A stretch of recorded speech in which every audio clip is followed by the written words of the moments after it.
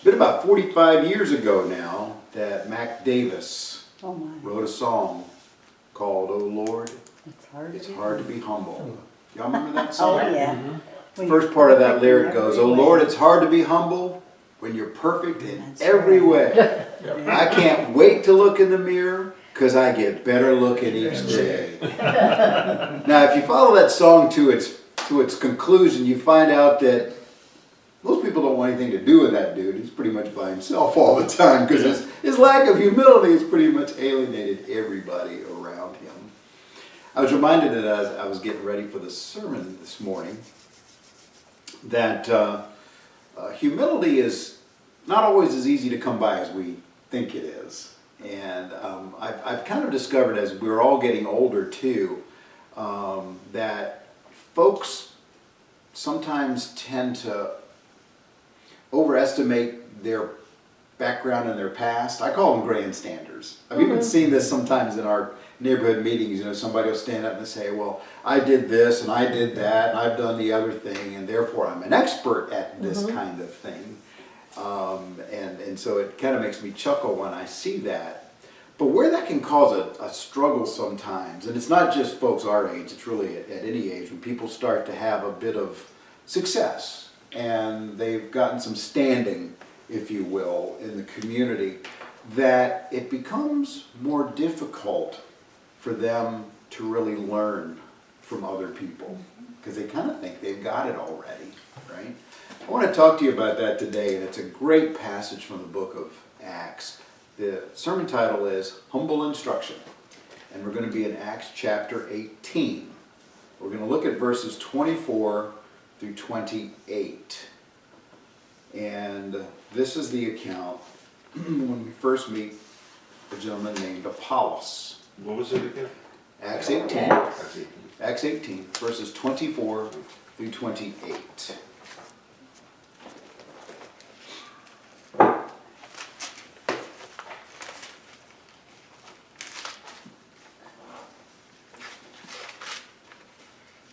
Now a certain Jew named Apollos, born at Alexandria, eloquent man and mighty in the scriptures, came to Ephesus. This man had been instructed in the way of the Lord, and being fervent in spirit, he spoke and taught accurately the things of the Lord, though he knew only the baptism of John. So he began to speak boldly in the synagogue. When Aquila and Priscilla heard him, they took him aside and explained to him the way of God more accurately. And when he desired to cross to Achaia, the brethren wrote, exhorting the disciples to receive him. And when he arrived, he greatly helped those who had believed through grace. And he vigorously refuted the Jews publicly, showing from the scriptures that Jesus is the Christ. The first part of this I refer to as you don't know what you don't know. And I've considered that to be really a mark of wisdom in our lives. You know, as I've gotten older, I've come to realize that sometimes there's certain subjects, certain areas of life that I know so little about, I don't even know to be able to ask the question about what you're talking about, right? We kind of saw that a little bit this morning when people woke up and their water heaters were frozen. Who do I Most call? of us maybe haven't dealt with tankless water heaters before. And we certainly didn't think we'd be dealing with these kind of temperatures in Northeast Florida when we moved here. And so it was kind of cool because we realized we turned our water on and there was nothing. And I was like, well, okay. So my first thought is I went outside to make sure there wasn't water spewing anywhere, just making sure of that. And then I was like, next thing I did was I jumped on the computer and started searching for what to do. And Christine said, oh, it's on Facebook. And she starts rattling off all the different things, you know. And it's not an area I've ever spent any time with. But you don't know what you don't know, and lots of times people kind of forget that, right? And so we see Apollos. Let's talk about Apollos for a minute. He's from Alexandria. Now, I'm from Virginia, so when I hear Alexandria, I think Northern Virginia. That's not the place. Right. And as a matter of fact, if you know anything about Alexandria, that was named for Alexander the Great. And if you looked at the Greek Empire and then the Roman that followed it, there were Alexandrias all over. Pretty much everywhere that Alexander the Great went, he named a town after himself. So there's Alexandrias everywhere in the ancient world. But this is the Alexandria that's in Egypt. And it's where the Nile basically comes into the Mediterranean Sea. So that's where Alexandria was. And it did have a large Jewish population, a lot of Greeks, a lot of Egyptians, obviously. And it was considered actually the second greatest city in the Roman Empire behind Rome. So, I mean, it's a serious town, serious place. Famous for its university and library. And it's a lighthouse. Yeah, and its lighthouse. That actually had been one of the 7 wonders of the ancient world. That's right. And there's wildly varying numbers, but we believe there were hundreds of thousands of scrolls in the library at Alexandria. And so at this time, later on, as many of the cities did, it would start to lose prominence and what have you, like a couple of hundred years, maybe about 150 years later. But at this time, it was a major, major city. And so we have this Jewish man named Apollos. And he was born there. And it says that he is, depending on which variation of the scriptures you've got, mine says he was eloquent. He was an eloquent man. The NIV said he was learned. And that he was, so you've heard the phrase, right? A man of letters. So we believe that's the kind of person that he was. And it also says that he was mighty in the scriptures. And what that really means is that he was a powerful speaker. Now, if you know anything about the Roman world, the Greek-inspired Roman world, right? I mean, the Romans basically stole everything from the Greeks. And, you know, the Romans, the Greeks, if you know your ancient history, the Greeks were the art and philosophy and all those sorts of things. The Romans were kind of a cruder group of people. They pretty much stole the pantheon of gods. They stole a lot of the architecture and art from the Greeks. And I shouldn't say stole, but they just brought acquired it. Yeah, they brought it forward into their culture, but it's very derivative of the Greek, but not generally as fine as the Greek art. It was a little more utilitarian, if you will. Sounds like the China of today. Yeah, it's like Timu a long time ago, right? Yeah. Sorry, Romans. I know you're a lot better than that. I mean, you know, but that being said, their architecture is pretty amazing. In Rome, the Parthenon, right? The Parthenon. Mm-hmm. They're still not quite sure how that thing stands with no center supports. I mean, it literally is a dome with no supports. I mean, the way they've started to finally figure out how they formulated their concrete so that it could survive, bless you, for literally millennia. Right? I mean, you know, we still know that there are Roman roads. Of course, those aren't quite the concrete, but they were very, very skilled at that. But when it came to the arts, they were more informed by the Greeks. And so the Greeks had 3 modes of persuasion in the public square.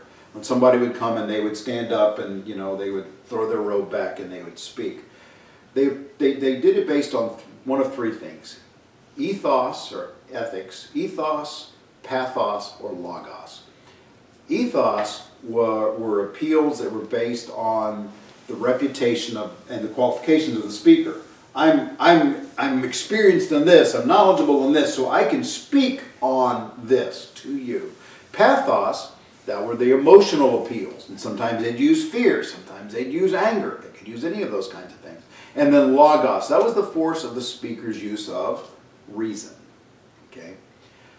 Now, in my study, it seems like because Apollos was from Alexandria, he would have learned his skills of persuasion, his rhetoric, if you will, in the Alexandrian way. And apparently the more northern people up in Greece and Italy and those places like that, they weren't really super excited about Apollos and the way that he spoke, because the Alexandrians had a more vivacious, a more emotional delivery necessarily than the Greek and Roman type people did. They were more reserved, but he could still draw a crowd. But I want to take a pause here for a second and kind of think through this, because we read, if you want to keep your finger in Acts, go over to 1 Corinthians for a minute. 1 Corinthians chapter 2 in particular, the first 5 verses. We're going to look at that, and then we're going to go back in verse 1 for a moment. Because it starts, if you recognize the fact that Apollos would have come from a rhetorical style that was more vivacious, more emotional than people would have been used to in Corinth, then a couple of these passages might help you a little bit. Remember, rhetorical style, all of this, gifts of persuasion. Look what Paul says in 1 Corinthians 2, verses 1 through 5. And I, brethren, when I came to you, did not come with excellence of speech or of wisdom declaring to you testimony of God. For I determined not to know anything among you except Jesus Christ and him crucified. I was with you in weakness and fear, much trembling, and my speech and my preaching were not with persuasive words of human wisdom, but in demonstration of the Spirit and of power, that your faith should not be in the wisdom of man, but in the power of God. So he's saying, I wasn't trained up in how to do that. I'm not some guy that they would have brought in to do a Roman Empire TED Talk in the first century. That's not what I would have been. They wouldn't have called me. I wouldn't have gotten that call. And then you take that and you couple it with, go back to chapter 1 of that same book, 1 Corinthians chapter 1, and look, this might ring a bell. In verse 12, Paul's talking to them. This is the introduction to the book, and he says, now I say this, that each of you says, I am of Paul, or I am of Apollos, or I am of Cephas, that's Peter, or I am of Christ. And he's talking about factionalism that are happening in the church in Corinth. It was one of their big problems.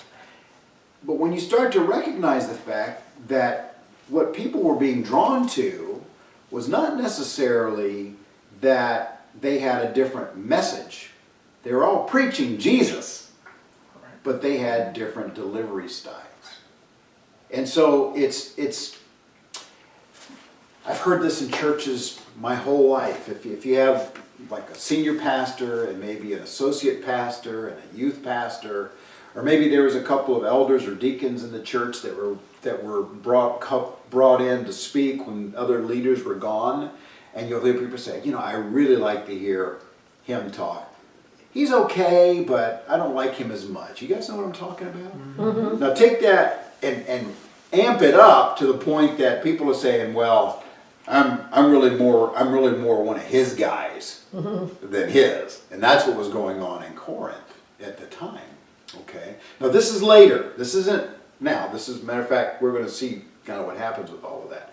But I just think it's interesting that you start to, when you recognize where people came from, and I got to imagine that Paul was probably a lot better speaker than Peter. Mm-hmm. But what did Peter have on his side that the other guys didn't? What aspect of Peter's speech would have been far and above a better aspect than what Apollos or Paul could bring to the table? He was a first-time viewer or witness. That Yeah. would bring validity to what Exactly. He was an eyewitness. Yeah. So he's not just speaking whatever. He says, oh, when we were at boom. Mm-hmm. Right? And so I can imagine there are people who are like, well, that's the only guy I want to listen to because he's an eyewitness. Right? Well, he won't be here forever, folks.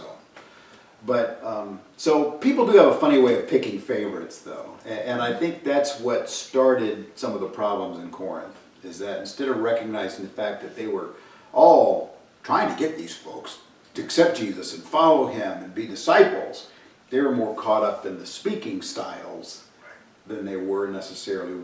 They were caught up in the messenger instead of the message.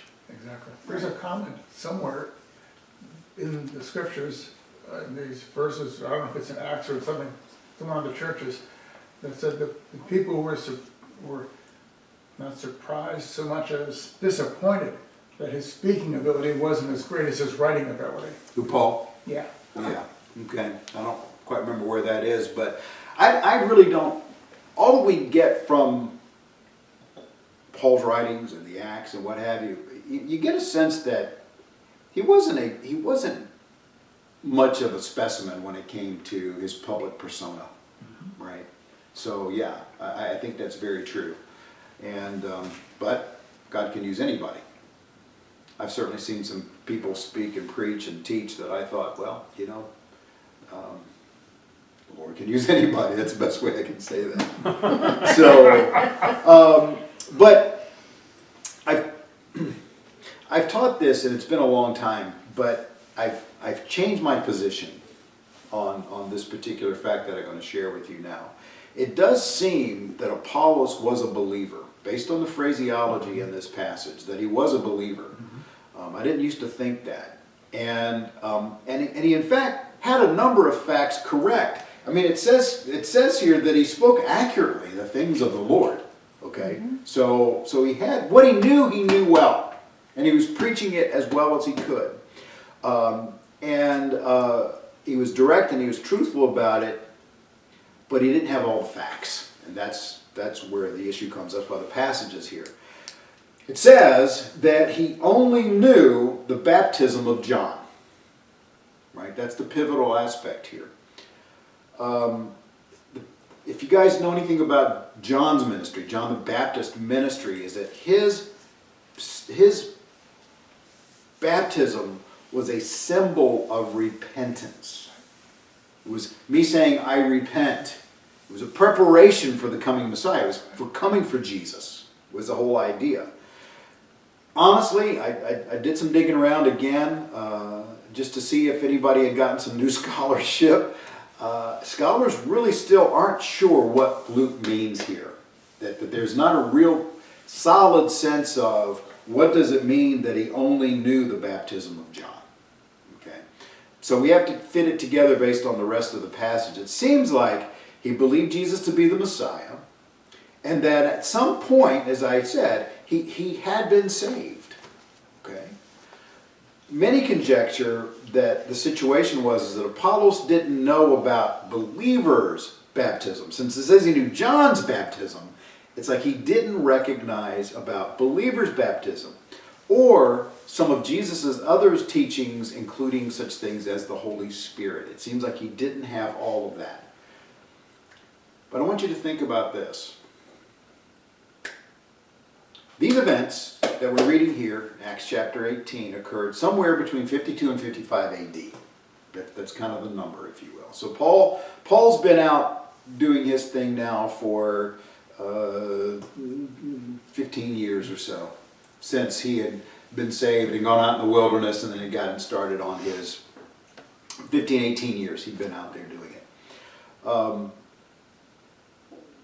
There's a lot of variation on when the Gospels were written. You know, we've talked about that in the Revelation study, even about the Revelation, which I do believe was written probably about 95 AD.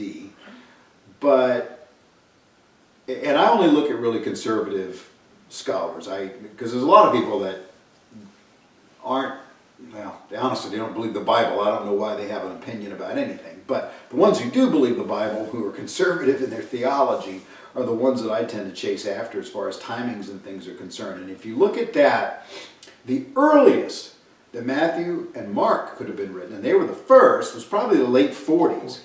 But many believe that they weren't written until the later 50s, and maybe even sneaking into 60s.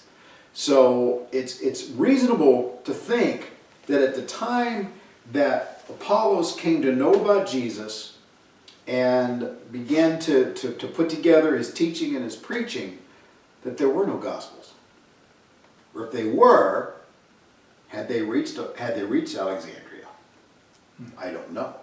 Right. I would think, it being one of the major cities of the empire, that if there were already copies of Matthew or Mark, and most people tend to think Mark's earlier, but that if they were going to go anywhere, it'd probably be Alexandria. I mean, they would have made it. They've got a library. Doesn't it make sense? They really value books, and so, but it is quite possible that all that he had to work with were second, third hand, passed on information about Jesus, right? So I'm not saying that, I'm not trying to make excuses for him, but he's doing the best he can with what he's got. But Bruce, he was Jewish, right? He was Yes, he was versed a in the Jewish. Scriptures. He was So Jewish. he knew about He knew the Old most Testament. of the Old Testament, so he would have known about the forerunning about Yes. Jesus coming. So he would have knew about that. Correct. So Yeah, I think that's solid. I think that he was fervent in the Scriptures. I believe that Luke's verbiage here says the guy knew the Old Testament backward and forward. yeah, I would agree with that. so he would have knew about Jesus from the Old Testament, Right. Right. So Yeah, which would have fit in Right. with John the Baptist as the Right. forerunner, Yep, right? yep. And all of that. yeah, And so, and we need to kind of remember too that John the Baptist wasn't that long before Jesus either, if you want to think about it. I mean, he wasn't that many years ahead, but he didn't know that part. So it's reasonable to think that when he heard about Jesus, he heard about John's baptism, he heard about Jesus, he goes, oh, that's yes, right? yes, That's where you're yeah, getting at, yeah, right? Yeah. So what he's got really well, but he doesn't have it all. And this is where Aquila and Priscilla come into play. In the latter part of 26, right? Because in the first part of 26, he began to speak boldly in the synagogue.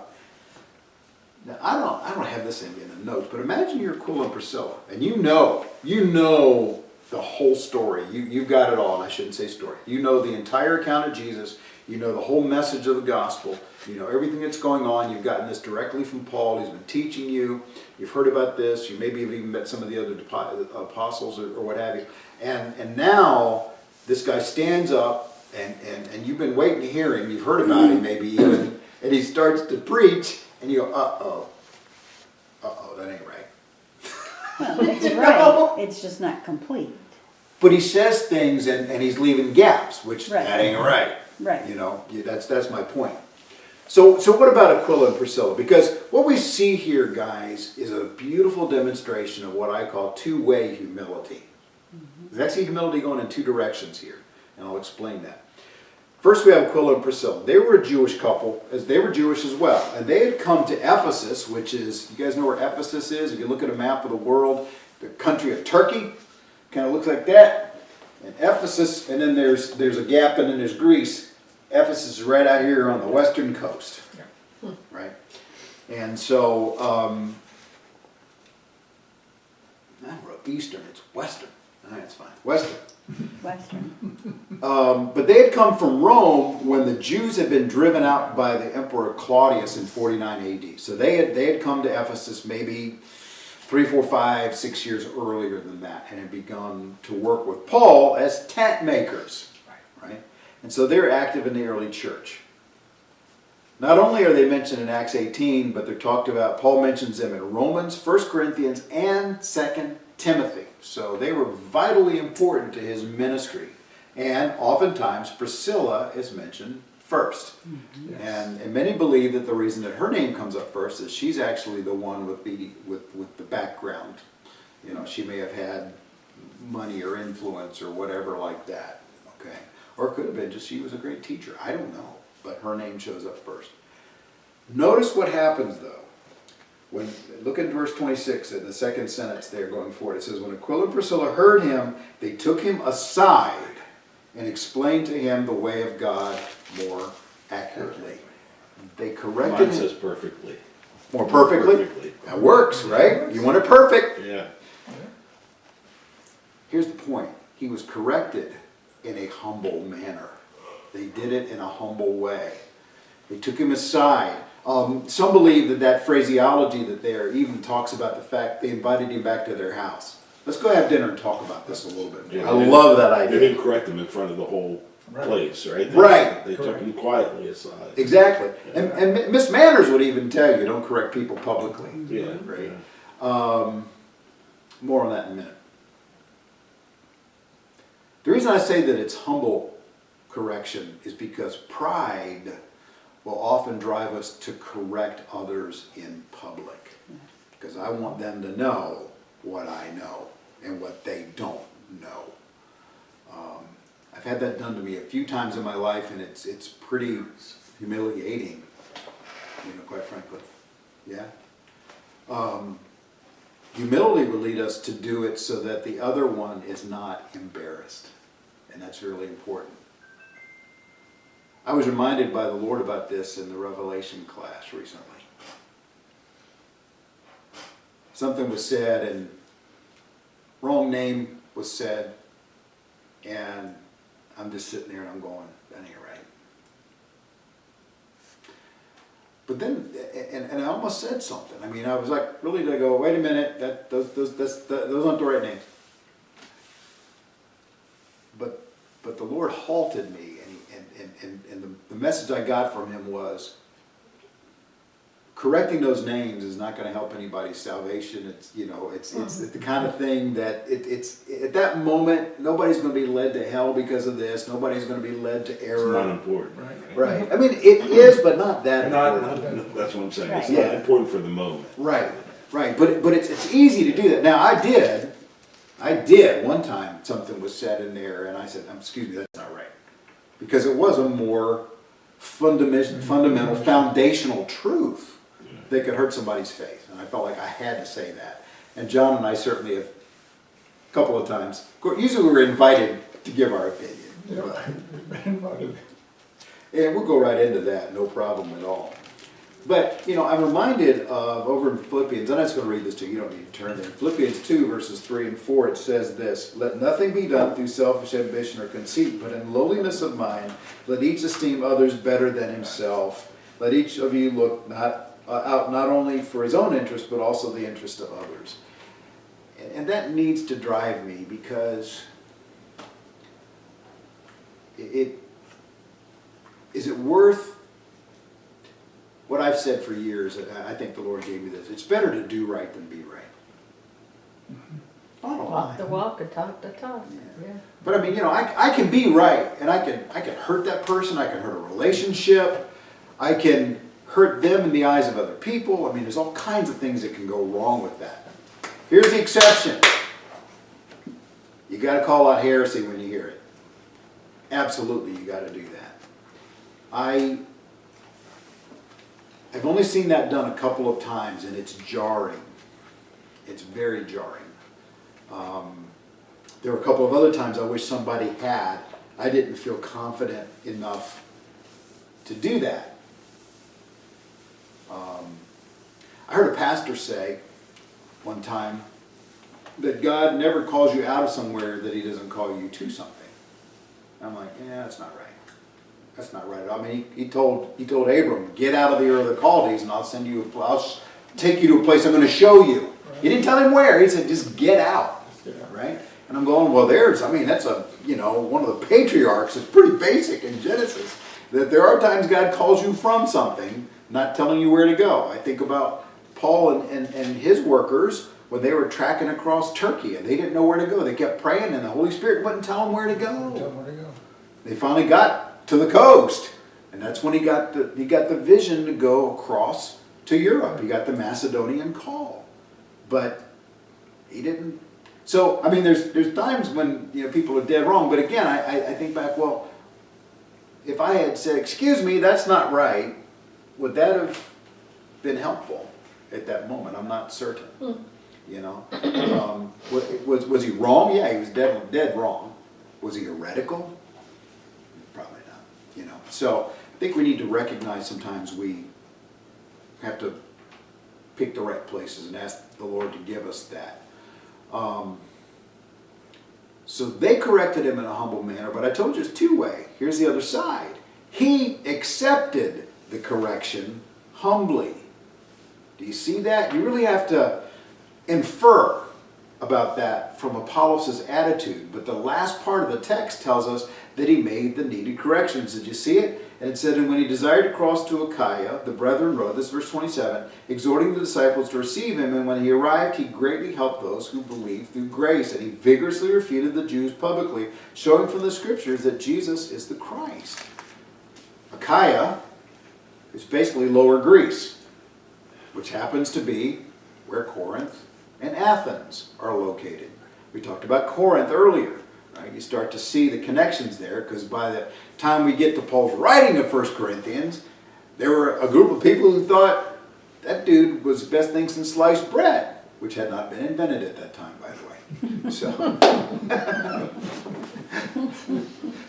What does your verse 28 say? and he vigorously refuted the Jews publicly, showing from the scriptures that Jesus is the Christ. Mine says, for he mightily convinced the Jews, and that publicly, shewing by the scriptures that Jesus was Christ. Publicly Showing. showing? It says, for he mightily convinced the Jews, Mightily convinced. and that publicly, shewing by the scriptures that Jesus was Christ. That's interesting. Yeah. I like that. Yeah, right. I dig it. I like that too. That's pretty cool. You can put your feet up there. No. So Paul, I mean, again, Paul makes it pretty clear that Apollos was having a major impact in Corinth. If he had a whole faction that was chasing after him, loved what he did. But do understand that if you go over and look at Paul's letter to Titus, it's evident that Apollos was useful to the ministry there on the island of Crete as well. So he had taken the instruction, he had applied it, and then he had made it so that he could be useful, not just in his own work, but that he could be a part of the missionary endeavor that Paul was leading across Europe and Asia. That's pretty amazing. And by the way, that's Europe and Asia, right? I mean, Ephesus is Asia. Corinth is Europe. So he got Europe and Asia that he's impacting. Proverbs 12:1 says, whoever loves instruction loves knowledge, but he who hates correction is stupid. That's true, actually. It's so true. But you weren't supposed to say stupid in church. Well, you know, we were told, I've been told for years I can't say stupid in church. You can't say stupid. It's like the Bible says stupid. I'm going with it. That's true. You don't say stupid, you're stupid. We laugh because my sister, since we were kids, you know, whenever I do something goofy, she look at me, she goes, "You're stupid." What was My that little verse sister. again? Proverbs 12:1. Listen. Now let me see what yours says. See if yours Yeah, let's says. see what yours says. All right, we're off on a stupid tangent now. Here we go. Dumb. Whoever loveth instruction loveth knowledge, but he that hateth reproof is brutish. Brutish. Brutish. I like brutish. Oh wow. It does I say like stupid. I like stupid better. Stupid. you kids. Oh, stupid does sound right. Yeah, it does, right? I mean, it's like when people said, when are you going to retire? I said, well, I see all these old guys in construction that know everything, and when I get like that, that's when I'm quitting. You're right on, man. You're speaking of this, right? Yeah. You're right there. So Luke makes it clear, though, that Aquila and Priscilla, this is an important aspect of this, that Aquila and Priscilla both took him aside. Now, John MacArthur, recently departed from this earth, said that the mighty preacher and scholar would consent to be taught by a lowly tent maker, and his wife attests to his godly humility. Think about that. I mean, this guy was a rock star. And so here he is, and I mean, Aquila and Priscilla, right? They were tent makers. Not much to them. And he was listening to them. I will say this. I've learned a lot over the years from ladies in the church. We recently had lunch with a lady who we've known for, 20 years? Christine, maybe more. And she's relocated to this area, and we had lunch with her. And I just was reminded of just how the Lord has taught me from her. And often it's been in her conduct. Another friend of mine and I refer to her as being the closest thing to Barnabas that we've ever known. She wakes up and encourages. And she can be having the worst day, health-wise, family-wise, whatever, and she will still say, "How are you today? How are you doing today? God bless you today." And just one of those people. I've learned so much from her, and patience and those sorts of things. But a lot of those dear old saints, when I was early in my pastor years, I used to have a lot of the old ladies, yeah, really older than y'all, okay, that would regularly take me aside And you know, they did it a whole lot like what we're talking about here. Sometimes it was a question, and I think they were asking the question to tell me something. I figured that out pretty early. But they were always so sweet about it. I was never offended. But they had a lot of wisdom. And I will tell you this, being in real estate for the last 10, 12 years, real estate is really a ladies' profession. And what I mean by that is, I know way more successful female realtors and brokers than I do male. I have two of them as clients. There you go, right? My mom was the top in her area. There you go. Well, you know, I had three brokers when I was still living in Hawaii, and all three of them were ladies, and two of them were young enough to be my daughter. Yeah. And you know, but I never remember going, well, you can't teach me anything. It's like, please teach me all you can, because they knew the data. That's a tough profession. It's a, It is. Very tough. the ladies are more humble and more compassionate to the people. I know I couldn't do it because I'd be saying, well, what do you like? We're more relational. You don't It's good that you're like having this, that profession, you're not brother. gonna find anything. Yeah, well, and then I had it repeated to me last week. You know, I'm working for a company that's based down off San Jose Boulevard in southern Portland, down there in Mandarin. It's where the office is, and I was down there meeting with it's a husband and wife that run the company, but you know, the husband, he's off making money for the business, and his wife teaches us. So I'm sitting with her and another lady who's a trainer type, and I'm going down to see them for a couple hours again this week to learn some of the finer points of how to do real estate here. There's a lot of ladies in my own life that have taught me many things over the years, and we had a pretty broad conversation here earlier last year about ladies in leadership and teaching and all those sorts of things, and I've not modified my position on that. I think we need to recognize the fact that Priscilla, in teaching Apollos, was not exercising authority over Apollos. She was teaching him the right way of the gospel. In actuality, she and Aquila both were still under the human leadership of Paul. So they were operating as Paul's spokespeople, right? So why do I even bring that up? Somebody could say, well, it seems to me like you've got a contradiction in the Bible. It's like, no, not at all. Because as a matter of fact, we know Paul calls out several ladies along the way in his letters. Phoebe comes to mind, the church that met at her home. So the Lord can use you ladies greatly. And I believe that as any of us would step into a conversation with somebody that perhaps needed more information or correction, that if we do it in a humble way, lots of them will accept it well, if they're humble in what they're doing. So in the end, everyone benefited from the humble teachers who were able to correct a man who humbly received correction. That's the bottom line. Apollos now had a complete and up-to-date understanding which would mesh with what the other missionaries were teaching and preaching. And I think that's really important. There needed to be a consistent message. They didn't have to say exactly the same word. It didn't have to be like we see in our world today sometimes where everybody seems to have the same. You can change the channel, and everybody's got the same talking points. It's not that necessarily, but there'd be a consistent message from one person to the next. I think if you went around to conservative Bible-believing churches in this area, every pastor is pretty much going to preach the same message. There's not going to be a contradiction, is what I'm talking about. Paul, Aquila, Priscilla, and their fellow missionaries also now had an amazingly effective addition to their team, and I think pretty quickly he rose up in the ranks because of that. And we have a vivid example of the fact that no matter how much you know, there's always more that you can learn. Here's the takeaway. The old saying is, you can't teach an old dog new tricks. I think that's not true. I was gonna say, I don't believe that. I don't. If the dog is willing to learn. That's right. There you go. That's the big Job Or found has out the hard way, right? capabilities. Yeah, he did. Yeah, he did. He was Talking about he was- Job. Job, he was well known in God and everything, but even he didn't know that much about God. Yeah, well, Right? were you there? Right. Right? Well, we're good. That's it. So,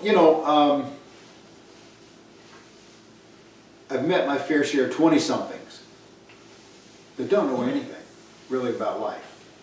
But because they're young and prideful, Invincible. full of themselves, they're pretty unteachable. they I know think it I all. was in that. I Been think there. I might have been in that realm. I think we I all was in have. that realm. Yeah. I was in- At one I time. mean, you probably heard me say this, and I told my dad to his face, I said, Dad, you got smarter as I got older, Oh, yeah. right?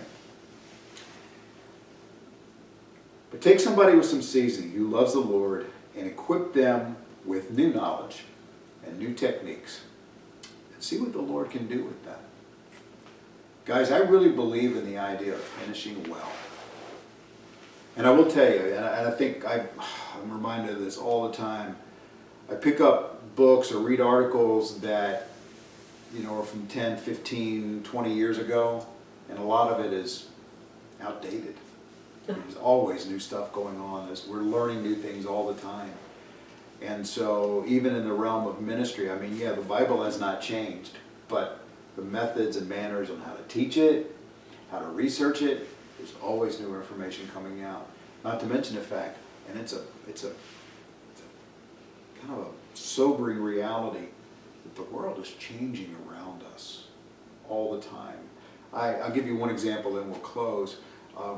When I was in seminary, and I was only in seminary 20 years ago, 22 years ago, I think I started seminary. I didn't finish seminary until 2007, so I mean, it's not that long ago. The big thing we talked about was postmodernism. That idea that people believe that my truth and your truth aren't necessarily the same, that we can't necessarily believe that there's one common truth, overarching truth, which was the way that they would start to destruct the Bible, right? Because they said, well, you can't know the truth. There's no such thing.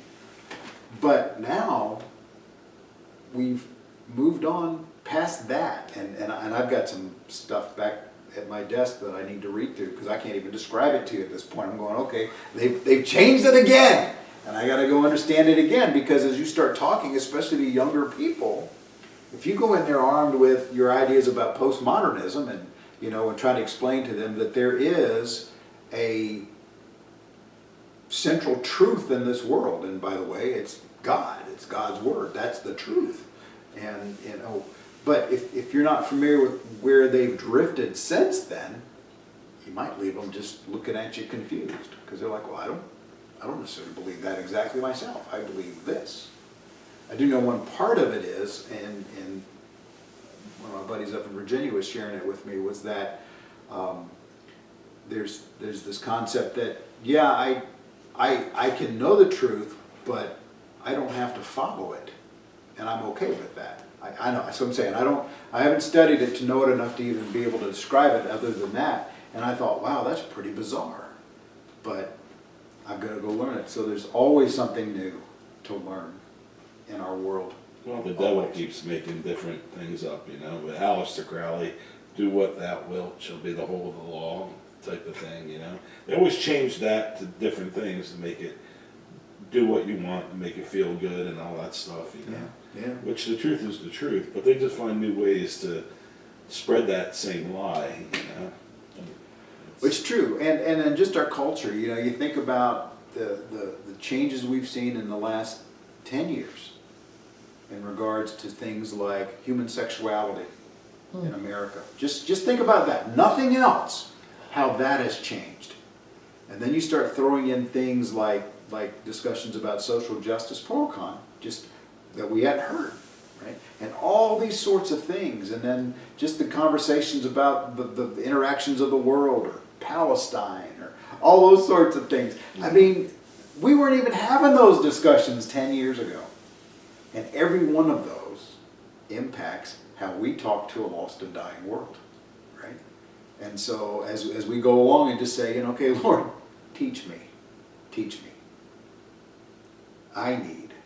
We need to accept humble instruction for as long as we breathe air on planet Earth. Because the Lord He's not done with us yet. That we know. Let's pray.